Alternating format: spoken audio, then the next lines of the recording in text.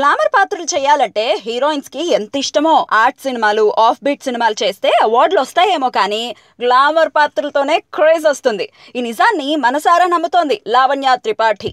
అందాల రాక్షసి సినిమాతో గుర్తింపు తెచ్చుకుంది లావణ్య. అయితే ఆ తర్వాత సరైన సినిమాలు పడలేదు. ఇప్పుడు ఏకంగా 4 సినిమాల్ని చేతిలో పట్టుకుంది. ఓవైపు నానితో, మరోవైపు నాగార్జునతో కలిసి నటిస్తోంది. ఇవి కాక మరో 2 చిత్రాలు చేతిలో ఉన్నాయి. తనను కేవలం పర్ఫార్మర్ గానే చూడొద్దని, తనలోనూ గ్లామర్ ఉందని అంటోంది లావణ్య. నిజంగా హీరోయిన్స్ ఇచ్చే స్టేట్మెంట్స్ లో ఇదొక డిఫరెంట్ స్టేట్మెంట్ అనే చెప్పాలి. తమని గ్లామర్ పాత్రలకే పరిమితం చేయొద్దని, నటించే ఛాన్స్ ఇవ్వమని హీరోయిన్స్ అంటూ ఉంటారు.